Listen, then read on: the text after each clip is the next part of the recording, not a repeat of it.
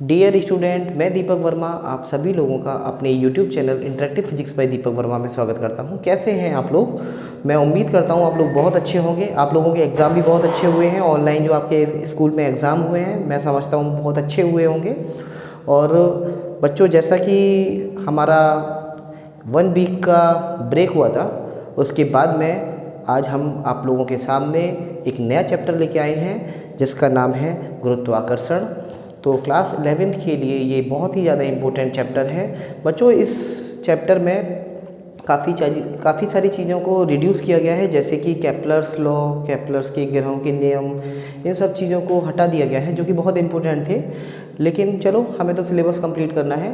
तो हमारा जो सिलेबस का टॉपिक है वो रहेगा न्यूटन के गुरुत्वाकर्षण नियम से। यहीं से उन्होंने सिलेबस बनाया है और जो कि सबसे ज़्यादा इम्पोर्टेंट है, इसको बोलते हैं न्यूटन्स ग्रेविटेशन लॉ। तो आप लोग मेरे साथ हेडिंग लगाइएगा, न्यूटन का गुरुत्वाकर्षण का नियम। तो ये चैप्टर नंबर 8 है बच्चों, चैप्टर 8, जिसको हम बोलते हैं गुरुत्वाकर्षण। और इसका पहला जो टॉपिक रहेगा वो रहेगा न्यूटन का गुरुत्वाकर्षण का नियम।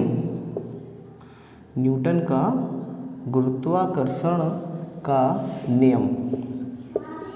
थोड़ा सा सॉरी बोलूँगा बच्चों, लाइट नहीं है, लेकिन कोई नहीं, आप लोग एडजस्ट कीजिएगा।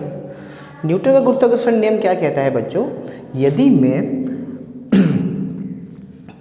ये मैं तो नहीं बोलूँगा, न्यूटन, वो तो सारी कहानी आपको पता होगी कि न्यूटन जी एक दिन बैठे हुए थे, एक बार सिर के ऊपर उनके एप्पल आया, सोचने लगे वो, ये सारी कहानी है। ठीक है, हमने तो देखा नहीं, लेकिन हाँ मान के चल रहे हैं कि ठीक है, वहीं से ये गुरुत्वाकर्षण का उन्होंने नियम बनाया। काफ़ी सोचने लगे कि भैया ये मेरे ऊपर ही क्यों गिरा सिर, जो ये एप्पल है मेरे ऊपर ही क्यों आया, ऊपर क्यों नहीं चला गया।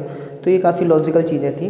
तो अकॉर्डिंग टू न्यूटन उन्होंने क्या बताया, मान लीजिए आपके सामने दो पिंड हैं, एक पिंड ये रहा, एक पिंड ये रहा। मान लीजिए इस पिंड का नाम हमें देता हूँ A और इस पिंड का नाम मैंने दिया B। मान लीजिए इस पिंड A का जो मास है वो मैंने माना m1 और इस वाला जो पिंड B है उसका मैंने मास मान लिया 2। इसका मतलब ये हुआ कि पहला वाला जो पिंड जिसका मैंने नाम दिया हुआ है A, उसका द्रव्यमान था m1 और जो दूसरा पिंड था B जिसका नाम मैंने B दिया हुआ है उसका द्रव्यमान है m2।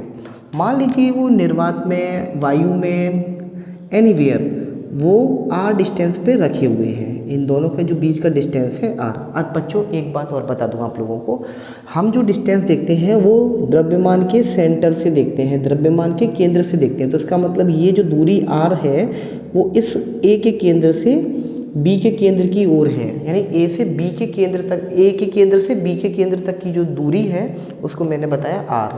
तो यानी r जो डिस्टेंस है वो बेसिकली m1 और m2 के बीच की डिस्टेंस है। दैट मीन A और B जो आपके सामने पिंड हैं उनके बीच की डिस्टेंस है। अब बच्चों इन दोनों के बीच में लगने वाला आकर्षण बल, हर बॉडी अपने दूसरी बॉडी को अट्रैक्ट करती है। ये इलेक्ट्रोस्टैटिक्स से जो 12th में आप लोग पढ़ेंगे वैद्युत स्थितिकी, उससे काफ़ी डिफर है। तो यहाँ पर मैं आपको एक बात क्लियर कर दूँ कि जो आकर्षण बल लगेगा दो पिंडों के बीच में जो आकर्षण बल लगेगा, यानी बल F, वो इनवर्स डायरेक्टली प्रोपोर्शनल टू होगा दोनों के द्रव्यमानों के, यानी कि दोनों का द्रव्यमान के प्रोडक्ट के डायरेक्टली प्रोपोर्शन में होगा। यानी मैं इसको बोल दूँ इक्वेशन नंबर 1, और जो दूरी है इन दोनों के बीच के उसके वर्ग के व्युत्क्रमानुपाती होगा, यानी F is inversely proportional to 1/r²। तो यहाँ से ये इक्वेशन नंबर 2 निकल के आती है। दोनों अगर इक्वेशन को मैं कंबाइन कर दूँ तो न्यूटन के नियम के अकॉर्डिंग क्या बनेगा, F proportional to m1 m2/r²। यदि मैं, आपको पता है कि प्रोपोर्शन का साइन हटाता हूँ तो F इज इक्वल टू हो जाएगा g m1 m2/r²। पूरा खेल ही G का है, कैपिटल G का है। तो बच्चों ये एक रिलेशन निकल के आता है, F is equal to G m1 m2/r²। G जहाँ पर मैंने G यूज़ किया है, जिसको हम सार्वत्रिक गुरुत्वाकर्षण नियतांक भी कहते हैं, सार्वत्रिक गुरुत्वाकर्षण नियतांक भी कहते हैं, यानी कि यूनिवर्सल ग्रेविटेशनल कांस्टेंट। ये एक नियतांक है। इसको सार्वत्रिक गुरुत्वाकर्षण नियतांक क्यों कहते हैं बच्चों? कभी कभी ये वाइवा में पूछ लिया जाता है। इसको इसीलिए कहते हैं कि जी का मान, चाहे आप यहाँ पर हों, अर्थ पर हो, चाहे किसी भी प्लेनेट पे हो, किसी भी ग्रह पर हो, उपग्रह पे हो, किसी भी आकाश में, वायुमंडल, एनीवेयर, हर जगह जी की वैल्यू समान रहेगी। तो ये जो जी की वैल्यू हमेशा कांस्टेंट है, इसीलिए इस कांस्टेंट को बोला गया है सार्वत्रिक गुरुत्वाकर्षण नियतांक। तो बच्चों कहने का मतलब ये था, न्यूटन की गुरुत्वाकर्षण का नियम यही कहता है कि दो पिंडों के बीच में लगने वाला आकर्षण बल दोनों पिंडों के द्रव्यमान के गुणनफल के अनुक्रमानुपाती, द्रव्यमान के गुणनफल के अनुक्रमानुपाती तथा उनके बीच की दूरी के वर्ग की, उनके बीच की दूरी यानी r के वर्ग के व्युत्क्रमानुपाती होता है। दोनों समीकरणों को अगर हम जोड़ें, कंबाइन करें तो F proportional to m1 m2 upon r square निकल के आएगा। यानी कि इस प्रपोर्शन को हटाने के लिए मैंने कांस्टेंट लिया g, जिसको मैं बोलता हूँ सार्वत्रिक गुरुत्वाकर्षण नियतांक। g का मान माध्यम पे डिपेंड नहीं करता, मीडियम कैसा भी हो, एयर हो, वाटर हो, आपका कोई सा भी मीडियम हो, डस्ट हो, कुछ भी हो, g हमेशा फिक्स रहेगा। F is equal to G m1 m2 upon r square. तो बच्चों यही था न्यूटन का गुरुत्वाकर्षण का नियम। अब इसके बाद में अगर मैं कभी कभी आपसे यूनिट पूछता है जी की, तो ये नोट हो गया होगा बच्चों, मैं समझता हूँ आप लोगों ने नोट कर लिया होगा। और मेहनत करो बच्चों, आप लोग मेहनत करेंगे तो खुद आपके अंदर खुद कॉन्फिडेंस आएगा। अब यहाँ से अगर मैं जी की बात करूँ तो बच्चों जी कैसे निकालूंगा मैं, जी निकालने के लिए मैं क्रॉस प्रोडक्ट कर दूँ तो ये हो जाएगा F multiply by r square upon m1 multiply by m2। अब आपको पता है बच्चों यहाँ पर कि F इंटू आर स्क्वायर यानी F जो आकर्षण बल है उसकी यूनिट क्या बनेगी, न्यूटन, यानी ये हो गया न्यूटन, बल का मात्रक न्यूटन होता है, और आर स्क्वायर इसका मतलब हो गया ये मीटर का whole square, newton into metre square upon m1 यानी मास, द्रव्यमान, और द्रव्यमान की पता है आपको किलोग्राम, यानी किलोग्राम मल्टीप्लाई बाय किलोग्राम, इसका मतलब निकल के आता है बच्चों newton metre square upon kilogram का होल स्क्वायर। तो ये था बच्चों, ये इसकी एसआई यूनिट है, न्यूटन मीटर स्क्वायर पर केजी स्क्वायर, ये जी का मात्रक है, एसआई यूनिट पे बात करेंगे। और अगर हम इसे सीजीएस यूनिट में बात करेंगे तो सीजीएस यूनिट फोर्स की यानी बल की होती है डाइन। तो सीजीएस, ये तो एसआई यूनिट निकल के आ गई है। सीजीएस में अगर हम बात करेंगे सीजीएस यूनिट में यानी सीजीएस मात्रक इसका होगा वो होगा डाइन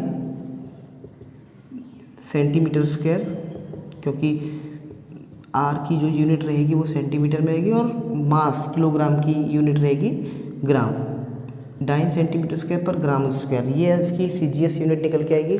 एसआई यूनिट की बात करेंगे तो हम न्यूटन मीटर स्क्वायर पर केजी स्क्वायर करेंगे। बच्चों अगर हम इसकी डायमेंशन यानी बेमा की बात करेंगे तो आप फिर से चेक कर लीजिएगा, इसे नोट कर लीजिए बच्चों, ये एसआई यूनिट हो गई न्यूटन मीटर स्क्वायर पर केजी स्क्वायर, और सीजीएस यूनिट किसकी है, जी की, कैपिटल जी सार्वत्रिक गुरुत्वाकर्षण नियतांक, उसकी है डाइन सेंटीमीटर स्क्वायर पर ग्राम स्क्वायर। बच्चों इसकी डायमेंशन की बात करेंगे तो डायमेंशन निकालने के लिए अगर मैं जी की बात करूं कि जी की बीमा क्या है, तो एफ की बीमा होती है आपको पता है, F is equal to m a, आपने पढ़ा हुआ एम ए यानी मास इंटू एक्सीलरेशन, द्रव्यमान गुणा त्वरण, यानी एम और त्वरण की होती है L T minus two, r square that mean L का स्क्वायर, अपॉन में अगर आपकी बात करेंगे m1 m2 यानी कि capital M multiply by capital M, क्योंकि किलोग्राम की मास की कैपिटल एम होती है। यहाँ सॉल्व करेंगे, ये बनेगा m1 है, यहाँ पे m2 है यानी m-1 और l3 और t-2, तो ये जी की बीमा निकल के आती है। कभी कभी एक नंबर में ये पूछ लेता है कि जी की बीमा बताइए, जी की यूनिट बताइए यानी जी का मात्रक बताइए, तो आप इस तरह से कैलकुलेट कर सकते हैं। बच्चों मैं समझता हूँ आपको न्यूटन का गुरुत्वाकर्षण का नियम समझ में आया होगा। जी क्या है, जी की वैल्यू कितनी होती है, जी का मात्रक क्या है और जी की बीमा क्या है। नेक्स्ट लेक्चर में मैं डिटेल में न्यूटन के नियम को बताऊंगा, न्यूटन के जो ग्रेविटेशन लॉ है उसको वेक्टर फॉर्म में भी समझाऊंगा। Thank you very much.